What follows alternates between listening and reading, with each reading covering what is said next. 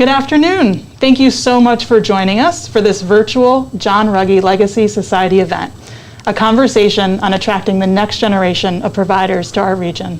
I'm Jessica Rubin, the Vice President of Philanthropy and Communications here at Hudson Headwaters, and I'm joined by my colleagues and today's panelists, starting with family physician and CEO, Dr. Tucker Slingerland, founder, Dr. John Rugge, and the head of provider recruitment and our Associate Chief Medical Officer, Dr. Suzanne Bergen. Before we start our discussion, the Hudson Headwaters Health Foundation would like to thank and acknowledge the members of our John Rugge Legacy Society. The Legacy Society is comprised of donors who include Hudson Headwaters in their will and estate plans. The Legacy Society was formed in 2017, and the foundation named it in honor of Dr. Rugge, because who better to show the impact that even one individual can make. You can learn more about the John Rugge Legacy Society on our website, hhhn.org/Legacy Society. So to kick things off today in our discussion, we thought it would be fun to hear how all of you came to Hudson Headwaters. So going in chronological order, that means of course starting with Dr. Rugge. Dr. Rugge, you often joke that your plan was to be here for 6 months, and here we sit about 46 years later. So what brought you to the region and Hudson Headwaters? I came for the best of reasons, and that was to finish writing a canoe book. So we rented a farmhouse in the only natural place, Sodom, New York, about 12 or 15 miles away from Chestertown, only to find that the 3 physicians in Chestertown at that time were leaving that summer. And so there was an opportunity, except it was not an opportunity I was pursuing. I was looking for maybe something in the ER for a few months. Hospital didn't have such a thing. Search committee from Chestertown went to the hospital, unable to find any other physicians. And the hospital said, well, we have PAs who are simply now just finishing their training, the first class coming from the Hudson Valley program. But they need a supervising physician. But somebody came through last week, and maybe Dr. Rugge would be interested. So we found ourselves with a new Chester Health Center as an extension site of the Glens Falls Emergency Department to give care to people who are otherwise about to lose it. Nice. Dr. Slingerland, before becoming CEO in 2017, you started off at the network as a family physician at Moreau Family Health. So how did that come to be? Yeah, I started at Moreau Family Health not far from here and seeing patients there, building an outpatient panel, which was really great. We were doing a lot of hospital work at that time, so many of those patients that I met in the hospital became my patients at Moreau Family Health. And they also are still my patients, many of them, which is great. And did various other roles here over time, but starting Moreau was really a great opportunity, and working alongside some experienced providers was also a nice part of Moreau. Mike Adams, the lead physician there today, was also there then, and a great role model of somebody who works very hard seeing patients, but has a big family and is also active in his life outside of work. So it was a great place for me to start, and the overlap with the inpatient work was a nice beginning too. Nice. Dr. Bergen, what is your Hudson Headwaters recruitment story? So my husband and I are both from the area. We grew up in Saratoga.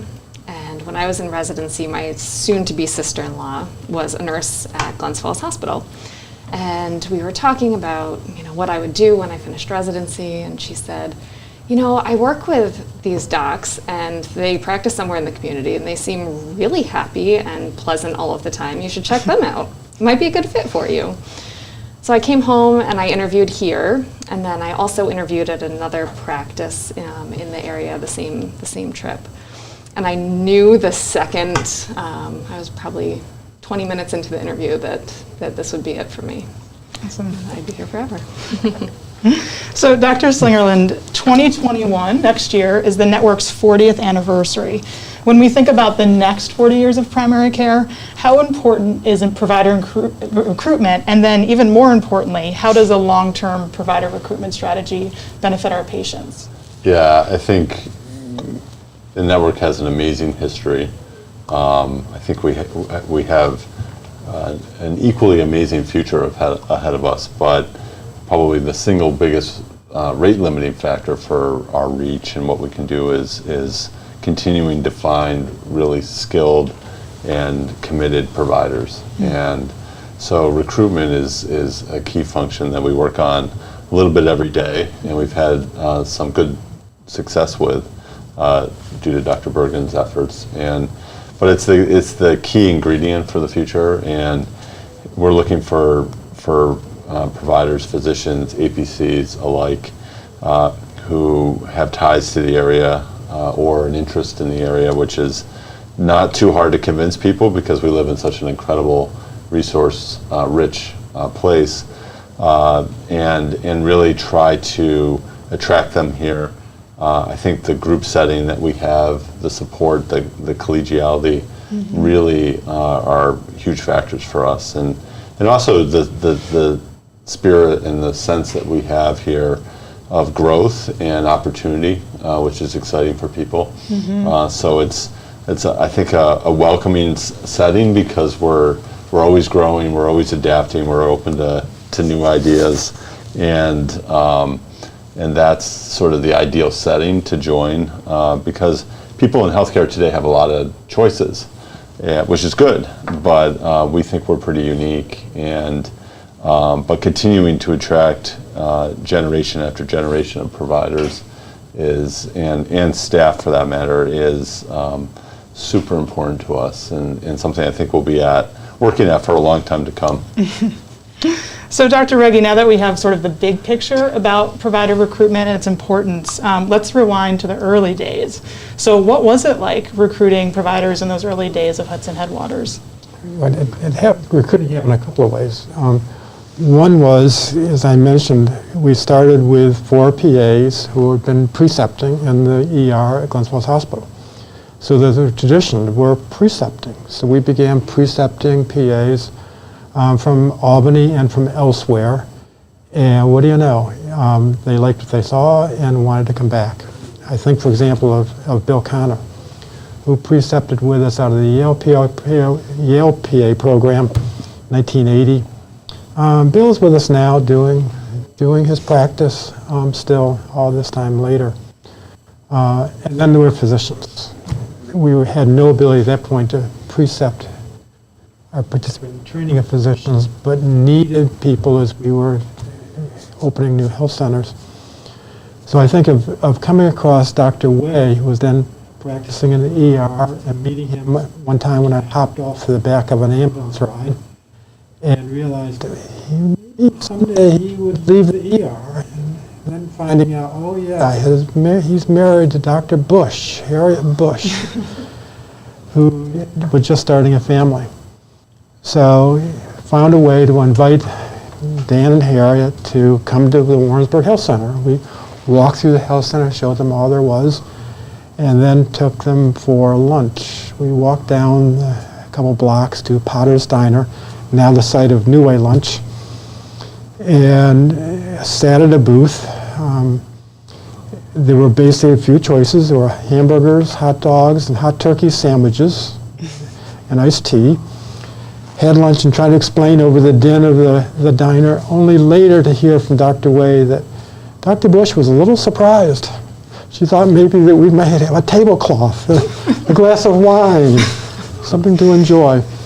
But this is the way it was, and probably the best we could afford at that time. And again, what we couldn't offer was anything like a big salary, not that we ever did. But what we had is flexibility. And with Dr. Bush looking to start a family, yeah, if you need to take some time off, if you need time with your kids, we can accommodate that.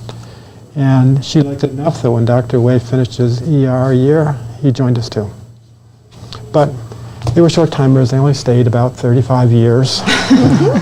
So we needed new physicians. Right. which is up to Dr. Bergen. Right, which leads us to Dr. Bergen. And So, actually, maybe I could just Yeah, add please. one thing.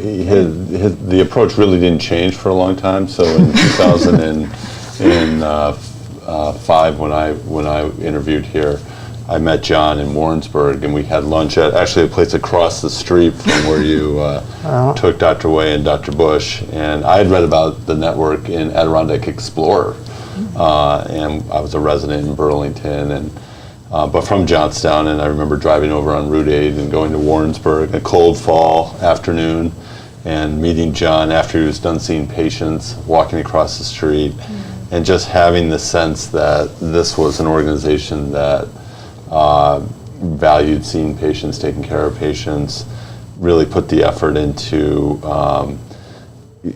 senior leadership being involved in the recruiting process. To be able to come as a resident and meet for lunch with the CEO was really powerful. And Dan Larson and Vicki Worth were leading recruiting efforts at that time and made it very, very personalized, which I think are traditions that Dr. Bergen has carried on. And so our approach hasn't changed a whole lot, but we've gotten better over the time. We Tablecloths do now. include wine now, at least pre-COVID. Yeah, pre-COVID. But Right, which actually really leads us to Dr. Bergen and your efforts now. So in addition to seeing patients, and in addition to being Associate Chief Medical Officer, you help lead the Director of Recruitment efforts in conjunction with our Director of Provider Recruitment, Jenny Lezick.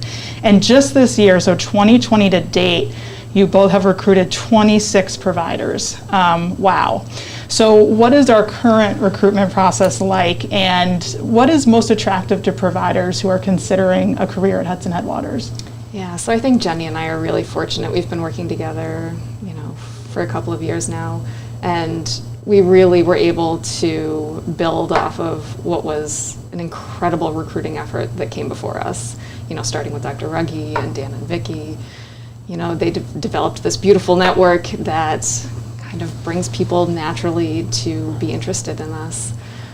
So Jenny and I typically start, by assessing our needs. A lot of it is trying to anticipate our massive growth and retirements. We're very fortunate that turnover is not a big part of what we're recruiting for.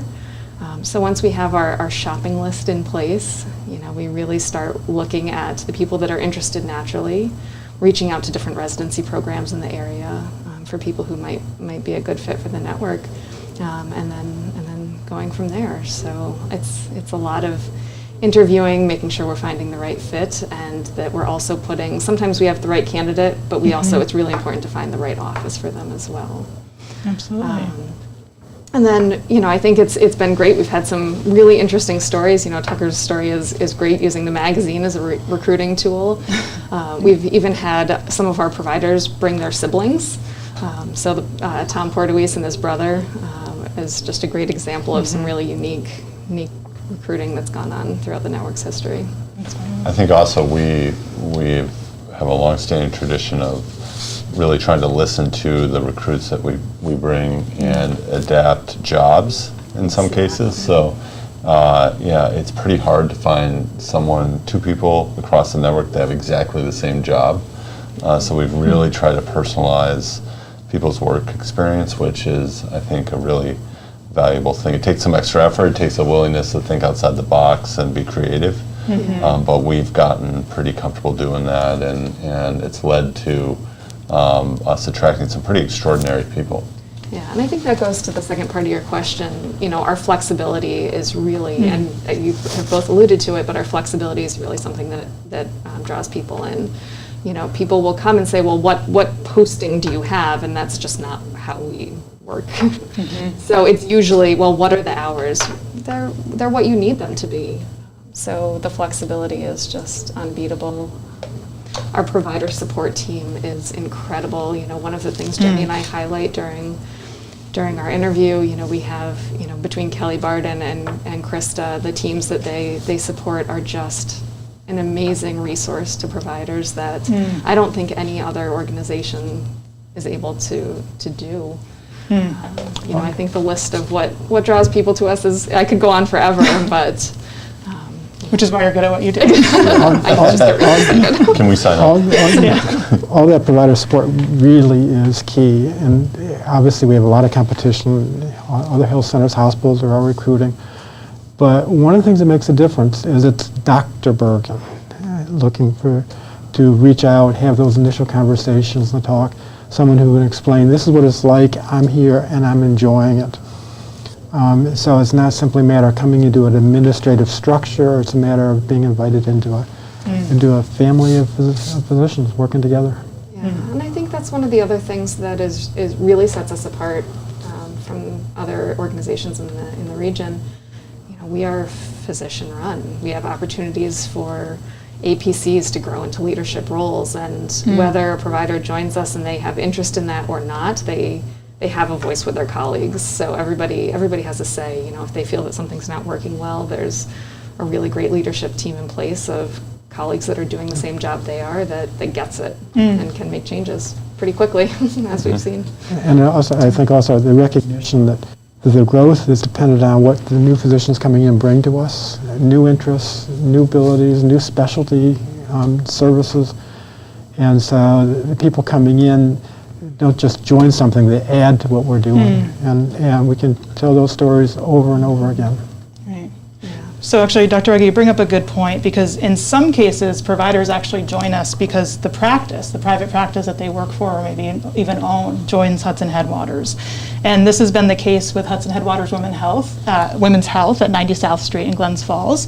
It was the case with Champlain Family Health. And then our two most recent health centers, Tupper Lake Family Health and Saranac Lake Family Health. So as CEO, both of you have experienced these transitions. So could you talk about what it's like for these practitioners coming from private practice to a nonprofit model like Hudson Headwaters? What are some of the advantages of that? Healthcare has changed enormously over a generation. When I started, there was in Glens Falls for primary care one group practice, a three-man practice. Everybody else being solo. And what's had to happen is people coming together to work together, in part because we need specialists, not just specialist physicians, but people doing compliance and negotiating and insurance and compliance and all the other functions that are required. So over time, it's been sort of natural for these physicians and smaller practices to need the support of the larger group or the larger structure.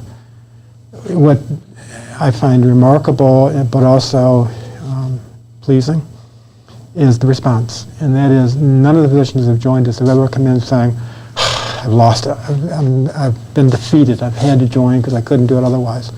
Instead, they come in with other regrets. And the regrets I've heard time and again is, I'm just sorry I didn't come earlier. Why did I wait so long to join? Because everything here works so well for me. So that's what we strive for. Yeah, we've also learned a lot from the practices that have joined us. So, and they've brought great skill sets, great business sense and perspective. So I really view the private practice folks that have joined us and their teams to really add a lot to the network. And there's a lot of good examples, but our practice in Champlain, the core of it was Dr. Racine's practice, and but that practice was pretty special. It was super deeply rooted in the community, and by Dr. Racine endorsing us, embracing us, a whole population of people joined the network, and he has a really efficient core group that he brought with him too. That was a great starting place for us in Champlain. And a good example was I was trying to get some questions answered for another private practice that was joining us, and they wanted to talk to someone else that had joined recently, a private clinician. So I needed to see if Dr. Racine would advocate for us. The only problem was he was on St. Vincent's, which is an island in the Caribbean, and I was at my family cabin in the southern Adirondacks. And so I called the office and said, oh yeah, we'll get him. And within 15 minutes, Dr. Racine appeared on FaceTime on my cell phone from a beach in the Caribbean, and I can only get reception standing outside, so it was snowing hard, and And I had a great conversation with Dr. Racine, who I think did an excellent job advocating for us and sort of describing his experience joining the network to a group that eventually joined us. And so I think, yeah, it's a big step for people to big transition for practices to make. It does not come without some speed bumps along the way, but some of these people have become some of our best advocates, and we've learned a lot from them. I think also Dr. Racine's experience is not untypical of all these practices. He joined us because he understood that to have this practice continue, he needed to have younger physicians come in. He was unable to recruit, in part because the structure wasn't there, but in part because how do you fit that in to your schedule and take the time to do the work that Dr. Bergen's now doing, reaching out, making it understandable, spending the time. And one last thing, just also, these are people who are, in my experience, deeply committed to their patients and the communities that they serve. So they are making decisions that really align with making sure that group of patients, sometimes 5, 6, 7,000 patients across their group, have a future that's secure and sustainable. So we've been a great solution for that, and it's a big responsibility we take on, but we take that very seriously, and we've gotten pretty good at it over the years, and we'll likely do more. But there's only 100,000 patients, so we shouldn't exaggerate. Yeah. And growing. So He likes to remind me of that, keep me awake at night. So Dr. Bergen, in addition to these private practices joining the network, we've also had success attracting providers from our teaching programs, our medical teaching programs. And I think you have a story you're going to share with us about that. Yeah, we have a lot of examples, but one that I'm most excited about currently is about 3 years ago, we started a program with University of Vermont, the longitudinal curriculum, where we would have students from Vermont spend the year with us doing integrated primary care, following a panel of patients within Hudson headwaters and working with the specialists in the community. And one of our very first medical students was passionate from day one about primary care. And she instantly fell in love with the network, obviously. And we've been in touch with her ever since. She's in her second year of residency doing family medicine right now. And Jenny and I are actively starting the recruitment process. And she is hoping to sign with us and join in the next, hopefully, few months she'll sign. Which is just really exciting. It is exciting. Yeah, this labeling, radioactive labeling we've done for students who've passed through has been a long-standing tradition. So every now and then there's a postcard and a phone call going out to people as they start their residencies in the middle of residency. And what do you know, they never forget us. Yep. But sometimes that correspondence goes on for 10 years or more, and you inherited some of that that was kicked off by Dan and Vicki, and those often lead to career decisions, which have been great. And we've all benefited from dedicated teachers along the way, and that definitely has a career-long impact and influence. And so we've really tried hard to teach students from University of Vermont, from Albany Med, from any number of other medical schools, PA and nurse practitioner schools. So that has been a tradition here for how long? As long as we've been here. Yeah. I think that really plays into our retention. You know, they know, Jenny and I can get excited about the network and we can spend a day with them, but nothing beats actually doing it for a month. You know, and being on the ground with everybody and seeing it and feeling it, you know. Part of what we try to impart is not only medical education, but also, you know, how to live well here, which is not that hard. And, you know, there's just great activities. And so I think the students get a line of sight into some of the other things we do, which is really satisfying. and probably leads to our high retention rate. So it turns out that regardless of why or how someone joins us at the network, they tend to stay. So our 3-year retention rate is quite high, is near 80%. And in addition to that, we have 27 providers, that's 27 providers who have been with us more than 20 years. So wow, why is that? In addition to what we just talked about, what speaks to this high provider retention rate? Just one little thing about the statistic that you mentioned, Right. that 3-year retention.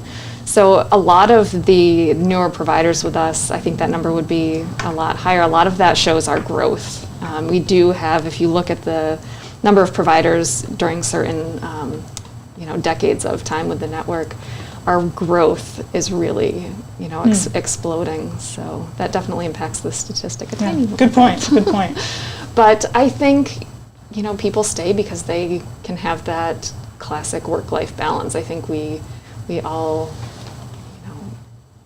embody that. I think they see that when they're here as students. We're physician-run, and it doesn't get any better than that. I think the other thing that helps are the patients. Patients in terms of showing appreciation and feeling that they're meeting a need and not coming in to do a job. But there are people that might not get the care, would not get the care if they weren't there to provide it. It makes that long drive to Indian Lake worthwhile. Nice. So we have a lot going for us in terms of recruitment and retention, and that's great. But of course, we have challenges as well. And we're not alone in this. There's, of course, a documented shortage of primary care physicians across the country. So what are our biggest challenges with recruiting providers for Hudson Headwaters? Dr. Slingerland. Yeah, so there are a number of challenges. They're definitely very real, not insurmountable, but they're real, and we work away at them every day. I think one of the biggest is the debt that students often come out of school with. So, today we're seeing graduates with debt that exceeds the cost of maybe a first house, and so those numbers can influence decisions people make. And moving to an urban or suburban setting might be an easier way of getting rid of their debt, but we've worked really hard to work with students to try to address the debt that they have. And I think that's one issue. The other is the changing role of primary care. I think we, in this modern time, that primary care is becoming even more valuable, I think, in that we are really advising patients on major decisions, end-of-life decisions, where to get surgeries, and are playing sort of an executive role in some of the big decisions that they're making. So we're trying to impress on students and the next generation of docs that primary care is really the place to be, and also it's a role that's changing, and so it's really a unique time for this field because it's changing fast and in ways it hasn't in a really long time. I think the other challenge too is just finding, really working with the medical schools to try to encourage primary care careers. I think a lot of the physicians that patients, attending physicians that students get exposed to are super trained specialists and hospital-based folks, which is great for learning, but in the community setting, in the rural setting, we need a few of those people, but we need more primary care providers. Also, getting students to think broader about their role as a physician as well. We're great examples of people who are physicians, but also advocates for the community and really advocates for the region. And so, encouraging them to build public speaking skills, to build writing skills, to build leadership skills, and that could be part of their job in the future, I think is exciting. And we're great examples of it. So we really try to give the students that come here exposure to that, which they would not probably come across in a big university setting. But there's about 1,000 for every negative thing. There's 5 or 6 positive things that offset it, which we use to recruit people, including incredible settings and lifestyle and colleagues. But there are real challenges, and I'm sure Dr. Bergen can, add on that. Yeah, I think one of the things that we're fortunate to offer, whether it's directly or indirectly, is loan forgiveness. So there are options on both state and federal levels. So Doctors Across New York is an excellent award, and we typically have about 2 providers that qualify for that each year. It is definitely location dependent. So that's how I ended up at Warrensburg, was to get Danny. And then there are also some federal options, and we're really fortunate that the NHSC award, every office within Hudson Headwaters is now ranked the same. So the network qualifies, and we had one of our biggest award years this year, which was absolutely incredible. And I don't have to know, it was somewhere around 10 providers. Some of them who have been here with us for a very long time qualified for NHSC. Dr. Salati up in Ticonderoga, which was really exciting. Dr. Rugge didn't qualify. Next year. Maybe next year. We'll have Kelly start the paperwork. There's also a tricky piece to this, though, and that is that physicians make their choice before we hear about whether we're going to be awarded those loan forgiveness grants.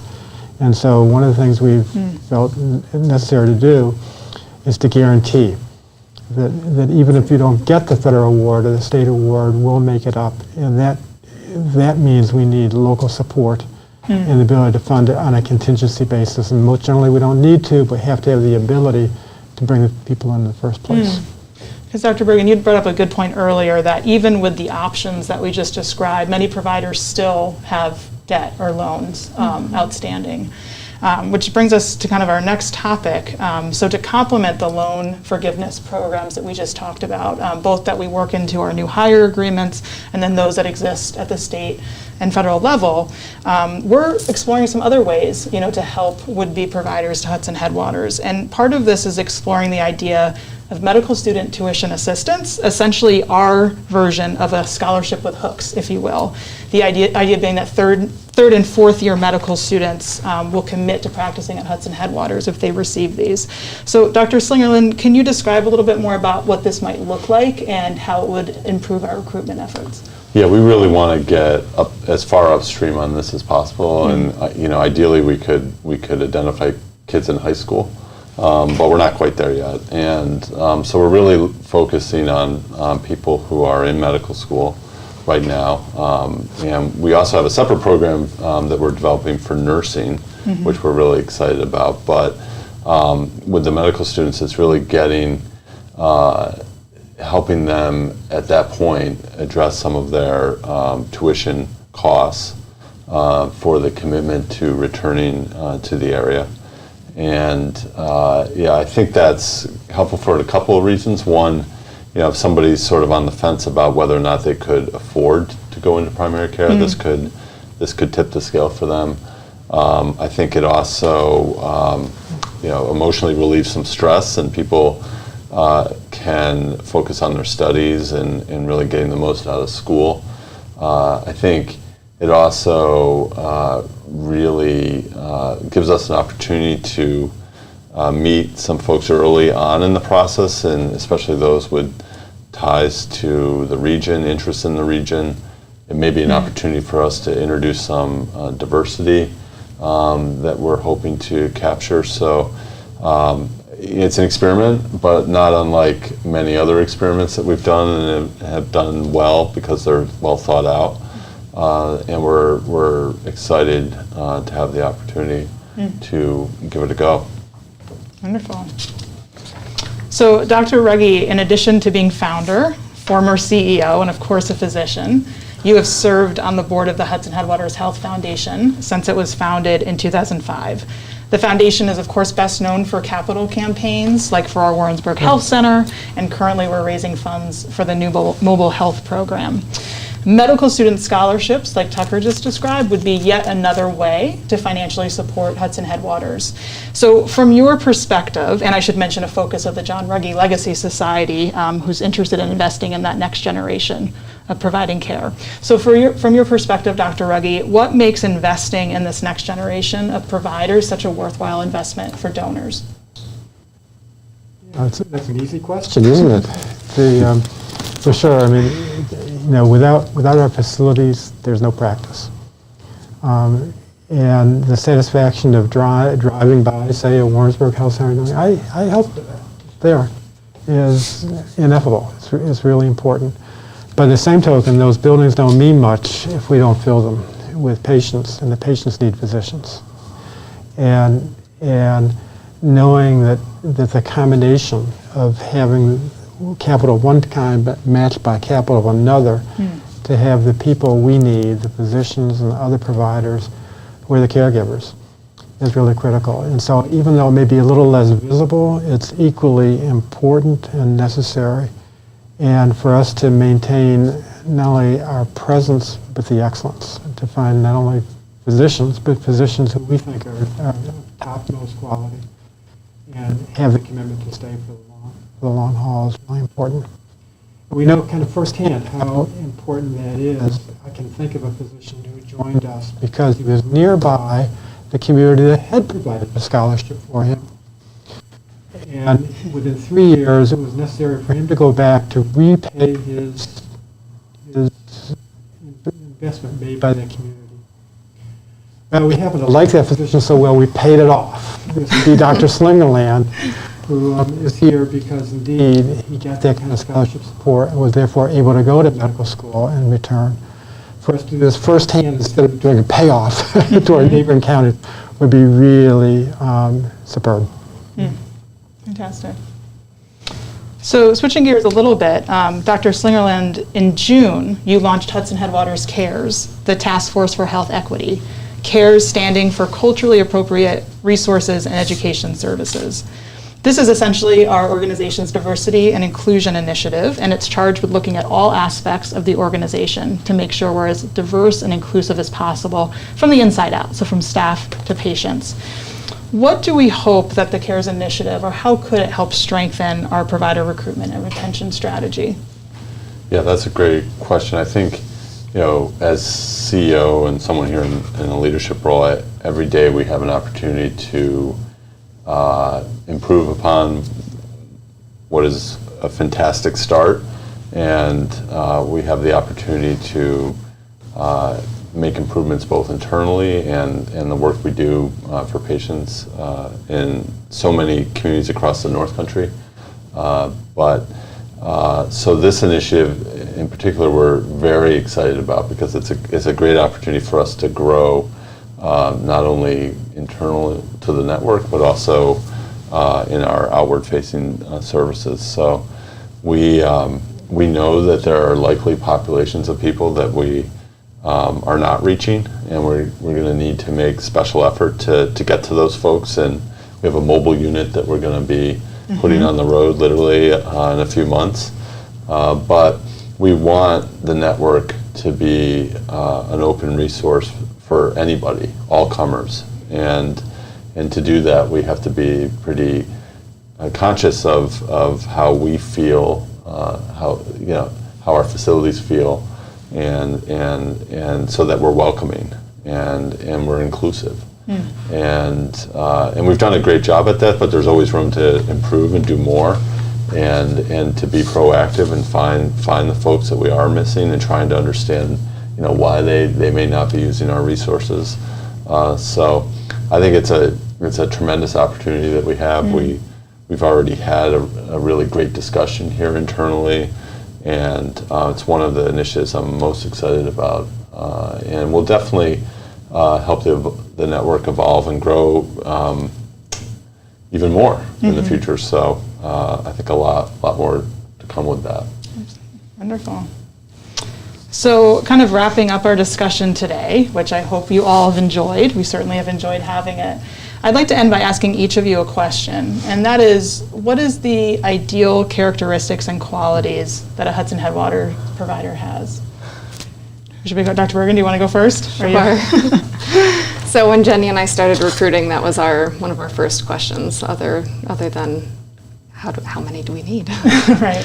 So we have really come to adopt a pretty consistent model to figure that out. So we start every interview telling the story that we opened with today, kind of the origin story of the network. And I think that story always translates nicely into then describing our mission and vision of the network, because they're very closely tied together, taking care of our communities. So we tell that story, and you can always get a really interesting feel if that resonates with people right off the bat. And then Jenny and I spend the rest of the day trying to see if the person we're spending the day with would make Dr. Rugge proud. It's a high order. And it works pretty well. I think that we have, like every organization does, a mission statement and a value statement. And at least in my experience, never really talked mission very much, didn't use that word, but have developed, I think, something of a culture. And we don't have to label, but it's a culture of service. And we're here for the patients. And of course, there has to be an income, and there have to be fringe benefits and all the rest. But the real reason to come is there's a need here, and we're filling it in a very special way. And one of the hardest decisions I remember having to make time and again was when we had hardly anything and hardly enough staff to cover the need, is turning people away. So looking at the physicians who just didn't make it, not academically or not in terms of knowledge, but in terms of joining in with that kind of effort. And so, and again, maybe not so hard part is that service didn't start with the physicians, it started with the community, with coming and being so incredibly supportive. That our initial health centers were then and are still owned by the community. They pay the heat and lights, they give to us.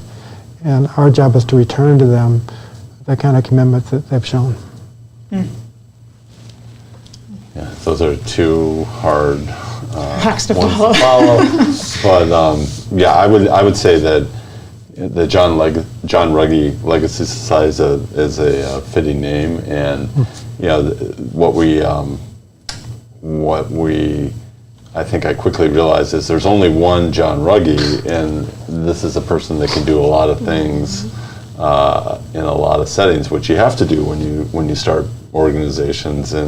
But as we've grown, we really need providers that bring a diverse set of skills. And so today, just down the hall, we have a leadership group of 7 or 8 physicians here today who are all doing sort of separate things that are integrated but align with their skill sets. And that's not unlike this entire building of people that we have here. So we have some really skilled operations folks. And so as we've gotten bigger and the task has gotten bigger, we need people who have the interest to figure out where they can really contribute, and we work hard to support them in that. And so it's not one person doing everything. It's more a small army of people doing a lot of things that are complementary. And the expectation here is that we support each other as we all grow professionally, and with the common goal of serving a population that has diverse and complicated needs. So it's really John Rugge on a much larger scale with a lot of people, and it's a great legacy to continue, and we have a lot of fun doing that. And I think the impact for patients and families and the overall health of our region is all the better for it. Wow. Well, that sounds like an ending note to me. That's fabulous. So thank you, each of you, for being here today and taking time away from patients to speak with our donors and our community members. So thank you so much. And a special thank you to all of you for joining us. And an extra special thank you again to the members of our John Rugge Legacy Society. You can learn more about the John Rugge Legacy Society on our website, hhhn.org/legacy society. Thank you so much.